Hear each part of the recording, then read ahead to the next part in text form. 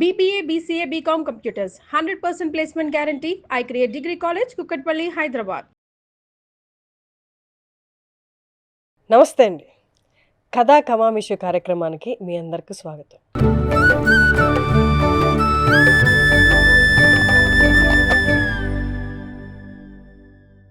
ఇవాళ మనం 13వ ఎపిసోడ్ జరుపుకోబోతున్నాము. మనతో ఉన్నారు ఎప్పటిలాగానే డాక్టర్ వడ్లమాన్ శ్రీనివాస్ గారు. నమస్కారం అండి. నమస్తే సార్. ఈరోజు డాక్టర్ భానుమతి రామకృష్ణ, ఈవిడ పేరు తెలియని తెలుగు వాళ్ళైతే ఉండరు. నిర్మాత, నటి, దర్శకురాలు, స్టూడియో ఓనర్గా మనకు ఆవిడ తెలుసు. ఒక రచయిత్రిగా కూడా ఆవిడ ఎన్నో గొప్ప పుస్తకాలు రాశారు. ఆవిడ రాసిన ఒక అద్భుతమైన పుస్తకం అత్తగారి కథలు. ఈ సంకలనానికి కేంద్ర సాహిత్య అకాడమీ అవార్డు కూడా వచ్చింది. ఒక రచయిత్రిగా కూడా ఆవిడ ఎంత గొప్ప మనిషో ఒకసారి ఈ తరానికి తెలియజేసే ప్రయత్నమే ఈరోజు అత్తగారి కథల్లోంచి ఒక కథ నేను ఎంపిక చేసుకుని అందరికీ వినిపించబోతున్నాను. ఈ కథ పేరు అత్తగారు అరటికాయ పొడి. అత్తగారు అరటికాయ పొడి. అరటికాయ పొడి. అరటికాయ పొడి. ఈ అత్తగారికి పేరేం లేదు ఈ కథలో. మనం భానుమతి గారే అనుకుందాం సరదాగా. ఈ భానుమతి అత్తయ్య గారు పెద్దగా వంటలు చేతకాని మనిషి. ఆవిడ గొప్పగా వంటలేని రావు, కానీ వంటలు చేసుకు తింటూ ఉంటుంది. ఆవిడకు ఇంకొక నమ్మకం ఉంటుంది. ఆవిడ వాళ్ళ పెరట్లో ఒక అరటి చెట్టు పాతి ఆ అరటి చెట్టుకి నీళ్లు పోసి కోడల్ని పిలుస్తుంది. నా చేత్తో నీళ్లు పోస్తే ఈ చెట్టు వచ్చే శ్రావణ మాసం నాటికి ఎక్కువగా గల్లేసేసి పిలకలేసేసి సంతానం ఉత్పత్తి కూడా చేసేసుకుని 10 మొక్కలు అయిపోతుంది. ఈ విషయం నాకు చిన్నప్పుడు మా అవ్వ చెప్పిందని చెప్తుంది. కోడల పేరు కామాక్షి అనుకుందాం. ఆవిడకి పేరు లేదు ఈ కథలో. కామాక్షికి వెంటనే వాళ్ళ పెరట్లో ఈవిడే పాతి 4 అరటి చెట్లు 5 ఏళ్ల నుంచి ఒక్క గెల కూడా వేయని విషయం గుర్తొస్తుంది. పాపం వాటికి ఈ సంప్రదాయం తెలియదేమో అనుకుంటుంది అని నవ్వుకుంటుంది. అత్తగారిని అడుగుతుంది, మరి ఆ చెట్లు ఎందుకు కాయలేదని అడుగుతుంది. అడిగితే లేదు, అవి ఆకుల్ని మాత్రమే ఇచ్చే అరటి జాతి, గెలలు వెయ్యని జాతి అని అత్తగారు చెప్పి తప్పించుకుంటుంది. అయితే అవే కాయని గెలలు వెయ్యని అరటి చెట్ల నుంచి 4 పిలకలు కోసుకెళ్ళి పక్కింటి వాళ్ళు పాతుకుంటే వాళ్ళ పెరట్లో ఏపుగా పెరిగి చక్కగా గెల్లేస్తే ఆ అరటికాయలను ఒకసారి వాళ్ళు తెచ్చి ఈ భానుమతి అత్తయ్య గారికి ఇవ్వడం కూడా జరుగుతుంది. అప్పుడు వెళ్ళి అడుగుతుంది కోడలు, మరి ఇవి మన పిలకలే కదా, వాళ్ళ ఇంటి ఎలా అరటికాయలు వేసే అత్తయ్య, మరి మీ అవ్వగారు చెప్పిన మీ బామ్మగారు చెప్పిన ఈ సాంప్రదాయం ఏమైనట్టు అంటుంది. కాదు, మన ఇంట్లో ఎక్కడో భూదేవిలో సమస్య ఉంది, నీటిపారుదల కూడా పెద్ద గొప్పగా లేదు అని తప్పించుకుంటుంది అత్తగారు. తర్వాత అసలు రహస్యం కనిపెడుతుంది కామాక్షి, కోడల కామాక్షి. ఇవేం కాదు, నీటిపారుదల బాగోలేకపోవడం భూదేవి సమస్యలు కావు. అసలు అరటి చెట్టుని బతకనివ్వదు అత్తయ్య. ఏ రోజుకి ఆ రోజు పొద్దున్న ఒక అరటాకు కోసుకోవడం, దాంట్లోనే ఆకులోనే భోజనం చేయడం. అసలు బతకడానికి సమయమే ఇవ్వదు ఆ చెట్టుకి. ఎప్పుడు కూడా ఆకులు కోసేసుకుంటూ ఉండడం, భోజనం చేస్తూ ఉండడం. అందువలన అరటి చెట్టుకి గెలలేయడానికి అసలు అవకాశం లేకుండా పోతుంది. దీనికి ఇంకో వెళ్ళి ఉంటాడు ఇంట్లో. వాళ్ళ ఇంట్లో పనిచేసే తమిళ వంటవాడు, వాడి పేరు అప్పలాచార్యులు. వీళ్ళందరూ వాడిని అప్పులు అని పిలుస్తారు. ఈ అప్పులు గారు కూడా రోజు ఒక అరటాకు కోసేస్తుంటాడు. సో అందువల్ల అరటి చెట్టుకి అసలు గెలలేసే అవకాశం లేదు. ఈ అప్పులనే వంటవాడిని వాళ్ళ మేనకోడల్ని పెళ్లి చేసుకుందామంటే వాడిని తిట్టి, నీలాంటి ఆడంగి విధం నేను పెళ్లి చేసుకోను, పైగా నువ్వు ఎవరిని ఏ ఆడపిల్ల గొంతు కొయ్యకు పెళ్లి చేసుకుని సలహా చెప్తుంది. నువ్వు ఏ ఆడపిల్లని పెళ్లి చేసుకుని ఆ పిల్లల గొంతు కూడా కొయ్యకు నువ్వు సలహా చెప్తుంది మేనకోడలు. వీడొచ్చి ఈ భానుమతి అత్తయ్య గారి ఇంట్లో పడతాడు వంటవాడిగా. అయ్యో పిచ్చి విధవా, పిచ్చి కుంక, నీ మేనకోడలు తప్పు చెప్పింది, నీకు నేను మంచి సంబంధం తెచ్చి పెళ్లి చేస్తానని ఆవిడ వీడికి భరోసా ఇస్తుంది. అప్పటి నుంచి ఈ వంటవాడు భానుమతి అత్తయ్య గారికి సేవకుడిగా, భక్తుడిగా మారిపోయి ఆవిడ పూజ చేసుకుంటే సామాగ్రి సర్దడం, సుప్రభాతం పాడడం, మంత్రపుష్పం పాడడం లాంటివన్నీ చేస్తాడు. కానీ ఒక్కచోట మాత్రం చిన్న విలన్ అవుతాడు. ఆవిడేమైనా మంచి అరటాకు కోసుకునే లోపు వీడు కోసుకెళ్ళిపోతుంటాడు అరటాకు వీడు తినడానికి. ఒకరోజు కోడలు అడుగుతుంది కామాక్షి, ఒరే నువ్వు ఇదేం పనిరా అంటే, వాడు కొంచెం తమిళోడు కదా, అన్ని మంచి ఆకులు మీరుదా కోసేస్తే నాకుదా ఏం మిగులుతుంది అని వెటకారంగా మాట్లాడతాడు. ఈ విషయం అత్తయ్యకి చెప్పారంటే నీకు పెళ్లి కాదు, ఇప్పుడే అంపకాలు చేస్తుందిరా అప్పలాచారులు అని ఇప్పుడు వెటకారం ఆడుతుంది. సో సరే, ఒకరోజు పెద్దాకు వాడు దొంగిలించిందే ఆవిడ లాక్కుని ఆవిడ భోజనం తినడానికి కూర్చుంటుంది అత్తగారు. ఆవిడ ఎప్పుడూ ఒక పద్ధతిలో తింటుంది. ఆవిడ ఆకుని గోడకేసి వేసుకుని ఆవిడ గోడను చూస్తూ అటు పెట్టుకు తింటుంది. ఎందుకంటే ఆవిడ ఆకులో ఏ పదార్థాలు వేసుకున్నా ఎవరు చూడకూడదు. ఇక్కడ హాస్యంగా ఒక మాట రాస్తుంది, ఆ గోడలో ఏ నరసింహావతారం ఉండి గోడ బద్దలు కొట్టుకుని వచ్చి చూస్తే తప్పితే ఈ భానుమతి గారి ఆకులు ఏ వంటలు ఉన్నాయో ఏ వంటకాలు ఉన్నాయో ఎవరికి తెలియదు. ఇంకొకటి ఏమిటి, ఆవిడ వంటలు ఏమి మంచి మంచి సువాసనలు రావు, గుమగుమలు ఉండవు, తాలింపులు ఉండవు, ఒక రకమైన వంట చేత కానీ భానుమతి అత్తయ్య ఆవిడ. సో ఆవిడ ఓ రోజు వంట అలాగే ఒక ఆకు గోడకేసి వేసుకుని తింటున్న సమయంలో కోడలు కామాక్షి భర్త ఇద్దరు కూడా వెనకాల ఆవిడ వంటింట్లోనే తింటుంది. వీళ్ళిద్దరు బయట ఆకుల్లో కూర్చుని వాళ్ళ భోజనాలు వాళ్ళు చేస్తూ ఉంటారు అప్పలాచార్యులు గారు వండిన వంటకాలతో. ఈ లోపల చూస్తూ ఉలిక్కిపడి వెనక్కి చూస్తారు ఇద్దరు. నిలబడి అత్తయ్య, ఈ భానుమతి అత్తయ్య వచ్చి ఒక స్టీల్ గిన్నె నుంచి ఒక పదార్థం వాళ్ళ ఆకుల్లో ఇంతంత పదార్థాలు వేసేస్తుంది. పచ్చళ్ళు. గొప్పతనం ఏంటో కొడుకుని అడుగుతుంది. ఆ పచ్చడి నల్లగా ఉంటుంది. మొగుడికి భయం వేస్తుంది, చెవులో గొణుకుతాడు ఈవిడికి, కామాక్షి కోడలికి. ఏమిటి ఏదో కుళ్ళిపోయిన బత్తాయికాయల వాసన వస్తుంది, ఎక్కడి నుంచి అంటావు, ఈ పచ్చళ్ళలోంచేనా అంటాడు. అని అబ్బాయి అదే పచ్చడి చెప్పరా అంటుంది. ఇక్కడ హాస్యస్ఫూరకంగా ఒక మాట రాస్తుంది భానుమతి గారు. ఆవిడ వండిన వంట ఆకులో పడిన వెంటనే అది ఏమిటో కనిపెట్టడం బ్రహ్మ కూడా సాధ్యం కాదని రాస్తుంది ఆవిడ. సరే అదేదో వాసన వస్తుంది, కనిపెట్టి అంటే వీడు నన్ను కాదు కోడలను అడుగు అంటాడు. ఆవిడేమో నాకు పెట్టకండి అత్తయ్య, నేను చెప్పలేను, లేదు చెప్పవే నువ్వు, లేకపోతే ఓడిపోయాను ఒప్పుకో అంటుంది. సరే నేను ఓడిపోయాను ఒప్పుకుంటున్నాను, నాకు ఈ వంటకం ఏమిటో తెలియదు అనగానే ఈ వంటవాడు అప్పులుగాడు వచ్చి ఇది వెంకాయ పెచ్చడి అంటాడు. వెంకాయ పెచ్చడి ఏంట్రా, నువ్వు తెలుగు ఎప్పుడు నేర్చుకుంటారో వెర్రి కుంక అని తిట్టి ఇది వంకాయ పచ్చడి రా అబ్బాయి అని చెప్తుంది. అసలు దానికి ఎక్కడ వంకాయ పచ్చడి రూపురేఖలే ఉండవు. అప్పుడు వీడు వెంటనే ఉలిక్కిపోయి అమ్మ నాకు వంకాయ పచ్చడి అంటే నచ్చదు కదా, నేను తినను అంటాడు. పోనీ ఇప్పుడేం తినండిరా పచ్చడి ఏంటో చెప్పాను కదా అంటుంది ఆవిడ. నాకు అసలు వంకాయ పచ్చడి అంటే అసహ్యం అమ్మ అంటాడు. మరి చిన్నప్పుడు ఆ చెంచురాక్షస్ చేస్తే తినేవాడివి అంటుంది. చెంచురాక్షస్ అంటే ఎవరు? ఈ భానుమతి అత్తయ్య గారు ఆడపడుచు, ఆవిడ భర్త చెల్లెదు అత్త. ఎక్కువ ఆవిడ వంటలే తినేవాడు ఈ అబ్బాయి. తల్లి వంటలు అతి తక్కువ సందర్భాల్లో తినే పరిస్థితి వచ్చింది. తర్వాత హాస్టల్కి వెళ్ళిపోయాడు కుర్రాడు. సో తల్లి వంటలు అంటే భయం, ఎప్పుడు తినడు కూడా. అంటే చిన్నప్పుడు ఏదో అత్తయ్య వండితే తినేవాడిని అంత చక్కగాను. అత్తయ్య వంకాయ పచ్చడి ఏంటి, అరటికాయ పొడి కూడా అద్భుతంగా చేసి తినేవాడిని కదా అంటాడు, ఇష్టంగా అంటాడు.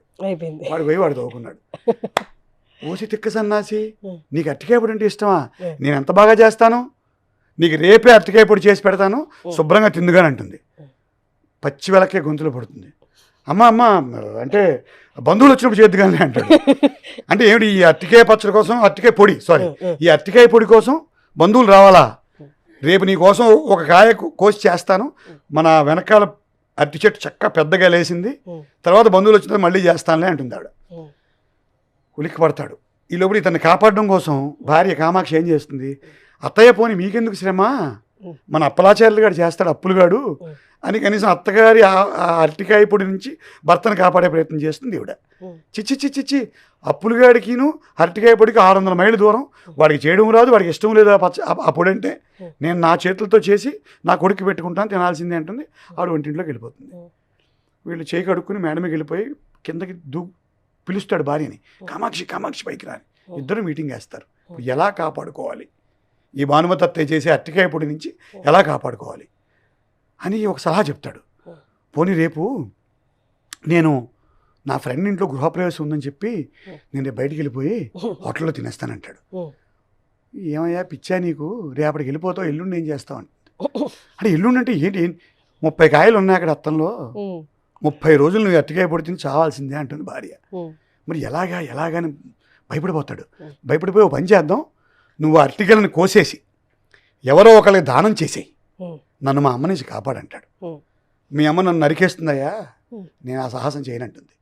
కాదు ఇంకో సలహా చెప్తాను, రేపు ఉదయమే నువ్వు తెల్లవారుజాన 5 గంటలు లేచి ఆ అరటికాయలు కోసేసి నా కారు డిక్కీలో పడే, నేను బయటికి తీసుకెళ్ళిపోయి పక్కింటి భాస్కరన్ గారికి ఇచ్చేస్తాను. మరి గృహప్రవేశం వాళ్ళకే ఇవ్వచ్చు కదా, ఎవరితో ఫ్రెండ్ గృహప్రవేశం అన్నావు కదా అంటుంది. అది ఇంకా 10 రోజులు టైం ఉంది, కానీ మా అమ్మకి మాత్రం గృహప్రవేశం వాళ్ళ ఇంట్లో ఇచ్చానని చెప్పు, పక్కింటి భాస్కరన్ గారి ఇంట్లో ఇచ్చాను చెప్పకు. ఆ గృహప్రవేశం ఎప్పుడో మా అమ్మకని తెలుస్తుందా అంటే ఈ ఆలోచన బాగుంది. కానీ భర్తకి 9 దాకా లేవడం అలవాటు, వాడు 9 దాకా లేవడు ఆయన. కామాక్షి అంటుంది, కోడలు కామాక్షి, మరి తెల్లవారుజాము 5 లేవాలి, మరి మర్చిపోకు అంటుంది. సరే అంటారు. తెల్లవారుజాము 5 గంటలకు అలారం అవుతుంది, భర్త లేవడు. సరేలే ఈ గల కొట్టించిన తర్వాత అప్పుడు లేపుదామని కిందకి దిగుతుంది పిల్లిలాగా. అత్తగారికి ఎక్కడ చడి చప్పుడు లేకుండా వెనకాల పాకలో ఉండి 7 కొండలోని ఒక పనివాడిని లేపి, మరి అబ్బాయి వచ్చి ఈ ఒక అరటికాయలు కావాలి కొట్టేయాలని కత్తి తెమ్మంటుంది. వాడేదో పాపం చేస్తున్న వాళ్ళ చూస్తాడు ఈవిడికేసి. ఈవిడికి ఏం గుర్తొస్తుంది, కన్న తండ్రి మాట కోసం తల్లి తల నరికేస్తాడు పరశురాముడు. కన్న తండ్రి జమదగ్ని మహర్షి మాట కోసం తల్లి రేణుకని చంపేస్తాడు, తల కోసేస్తాడు పరశురాముడు. అది తండ్రి ధర్మం కోసం చేశాడు ఆ రోజు పరశురాముడు. ఇవాళ నా భర్త ధర్మం కోసం ఈ అరటికాయ గల తల నరికేస్తాను నేను నిర్ణయం తీసుకుంటుంది కామాక్షి. తీసుకుని మరి 7 కొండలు నువ్వు నరకాల్సిందే అంటుంది. మొత్తం మీద అరటికాయలు నరికేసి మెల్లిగా ఆ కారు డిక్కీలో పడేసి పైకి వస్తుంది. ఈయనగా గురిపెట్టి నిద్రపోతూ ఉంటాడు. లేపుతుంది. ఏంటి అంటాడు వాడు. వెండో అరటికాయలు కొట్టి నీకు డిక్కీలో పడేశాను, నువ్వే వెళ్ళి ఇచ్చేవరో వాడికి అంటాడు. సరే నీ ఇష్టం, మీ అమ్మని లేపుతాను, అరటికాయ పొడి చేస్తుంది తినద్దు కానీ అంటుంది.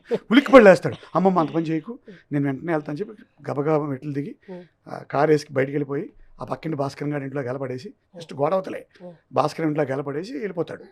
మళ్ళీ ఎప్పుడు వస్తానే అంటాడు. ఈ లోపల అత్తగారు లేస్తుంది. ఈవిడ బిక్కుమంటే పిలుస్తుంది పెద్దగా, కామాక్షి కామాక్షి అని అరుస్తుంది. కిందకి దిగుతుంది. అమ్మ అత్తగారు ఏం చేస్తుంది అంటే, ఏంటి తెల్లవారుజామునే అరటికాయలు కొట్టేయాల్సిన అవసరం వచ్చింది నీకు అంటుంది. అది కాదు అత్తయ్య, పైగా కారు డిక్కీలో పడేసావుట, వాడికి తెలుసా అంటుంది. లేదు మీ అబ్బాయే కొట్టమన్నారు, వాళ్ళ స్నేహితుడు గృహప్రవేశం అంట, ఇస్తానని చెప్పారు అత్తయ్య అంటుంది. బుద్ధుందా? ఇవాళ శ్రావణ శుక్రవారం పూట ఎవరైనా అరటి చెట్టు తను నరుకుతారా? మా ఆయన అంతే దుర్మార్గుడు, ఓ పద్ధతి పాడు ఉండేవాడు, ఆ బాబు పోలికి వచ్చి వచ్చింది వీడికి. అయినా నేను నా భర్తను కంట్రోల్ చేసేదాన్ని. భర్తలకి ఇది మంచి ఇది చెడు అని చెప్పుకునే సామర్థ్యం కూడా లేకపోయింది నీకు అని ఈవిడిని పడుతుంది. ఈవిడ భర్త కోసం అని ఈవిడ నోరు మూసుకుని నిశ్శబ్దంగా ఉంటుంది. సరే వాడు రాని చెప్తాను, నేను వంట చేసుకోవడానికి పోతున్నాను, వాడు రాగానే నన్ను కలవమని చెప్పని ఆ డ్రెస్ లోపలికి వెళ్ళిపోతుంది. ఈ లోపల ఇంకెప్పుడో మధ్యాహ్నం వస్తానేమో అనుకుంటుంది. కానీ మేడెక్కితే అక్కడ పడుకుని ఉంటాడు ఆయన వచ్చి పిల్లిలాగా. లేపుతుంది. వెళ్ళలేదా బయటకంటే? లేదు అక్కడ పడేసి వచ్చేసాను, మా అమ్మ ఏం చేస్తోంది అంటాడు. అడిగిందా గెల గురించి అంటాడు. అడిగింది, తిట్టకుండా తిడుతోంది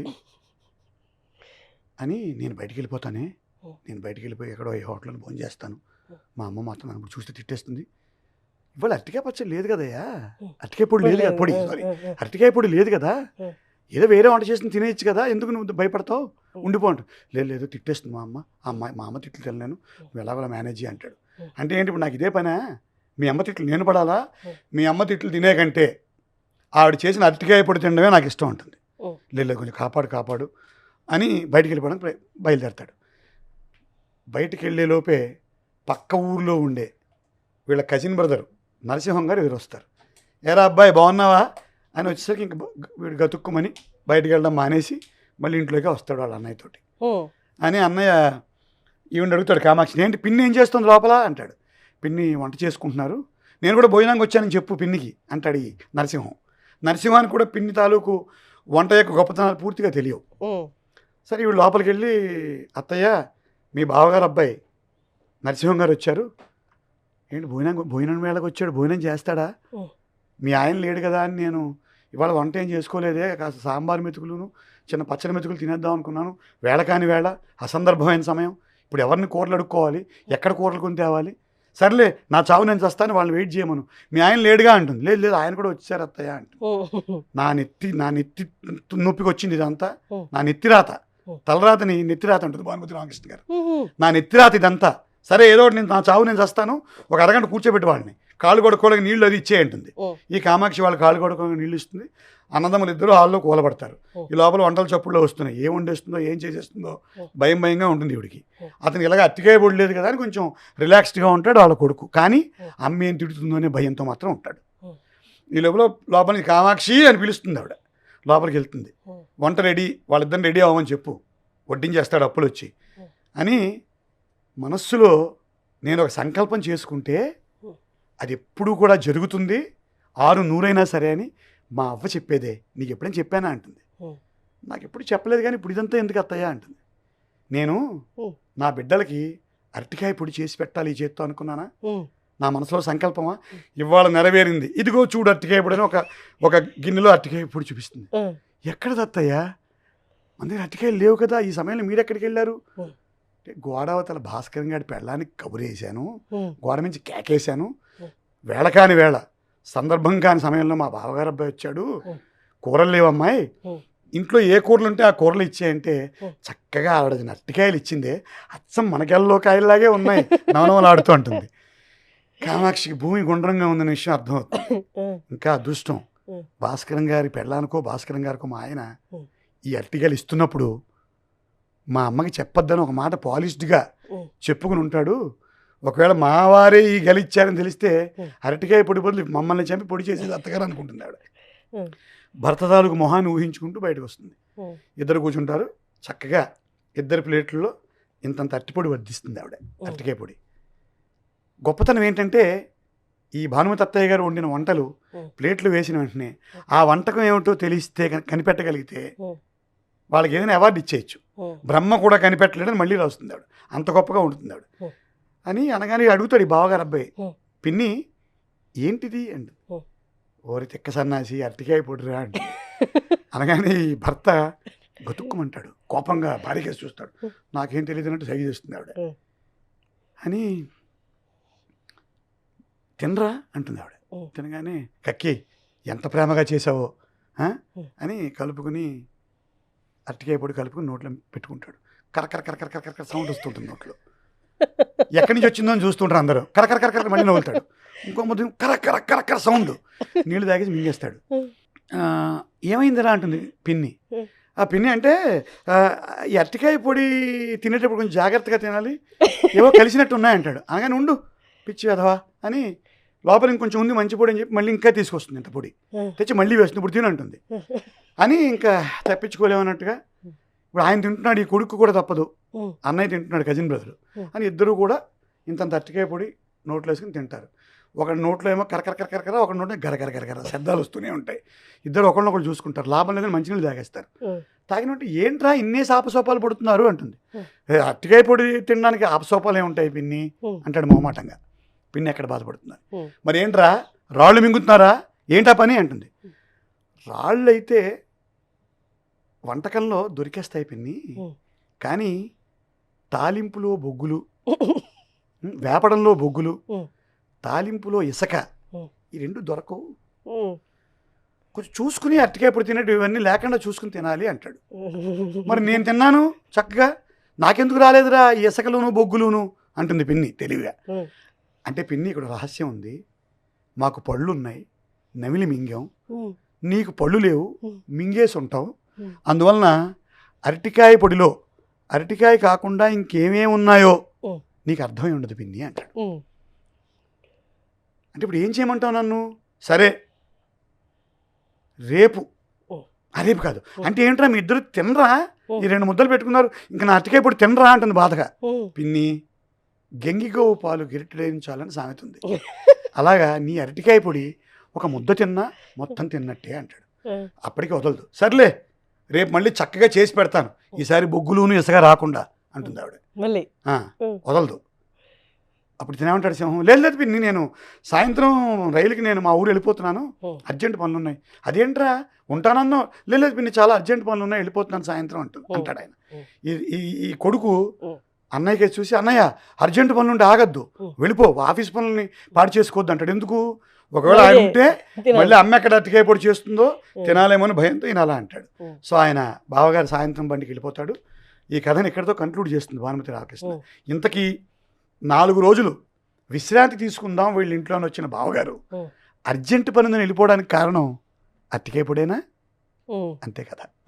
ఇది భానుమతి రామకృష్ణ గారు రాసిన అత్తగారు అరటికాయ పొడి. ఈ కథా సంకలనానికి కేంద్ర సాహిత్య అకాడమీ అవార్డు వచ్చిందండి. ఇందులో దగ్గరగా 150 కథలు ఉంటాయి. అత్తగారు తోడుకోడళ్ళేయం, అత్తగారు ఆవకాయ, అత్తగారు ఆవుల మంద, ఇలాంటి రకరకాల కథల్లో నేను అత్తగారు అరటికాయ పొడి అనే కథని సెలెక్ట్ చేసుకున్నాను. వాళ్ళు అంత భయపడినా మీరు వర్ణించే విధానం, చెప్పే విధానం చూస్తే నాకు నిజంగా తినాలనిపిస్తుంది. అరటికాయ పొడి తినాలనిపించిందా మీకు? సరే, అమ్మ లేదు, భానుమతి రామకృష్ణ గారిని గుర్తు చేసుకోవడం తెలుగువారందరికీ కూడా గర్వకారణమైన ఒక స్త్రీమూర్తి. ఇక్కడ ఇంకొక విషయం చెప్తాను. సాహిత్యాల్లో రకరకాల సాహిత్యాలు ఉంటాయి, మీకు చెప్పాను. ప్రబంధ కవిత్వం, భావ కవిత్వం, అలాగా వచన కవిత్వం, అలా ఉంటాయి కదా. అలాగే విప్లవ సాహిత్యం, అభ్యుదయ సాహిత్యం, దళిత సాహిత్యం, స్త్రీవాద కథలు, స్త్రీవాద సాహిత్యం అని ఉంటాయి. ఈ స్త్రీవాద సాహిత్యంలో మునిమాణిక్యం నరసింహరావు గారు రాసిన కాంతం కథలు, అలాగే భానుమతి రామకృష్ణ గారు రాసిన ఈ అత్తగారి కథలు తొలితరం కథలమ్మ స్త్రీవాద సాహిత్యంలో.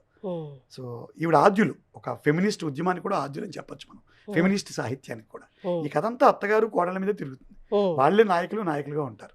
చాలా బాగుంటుందమ్మా. చక్కగా ఉంది. Thank you.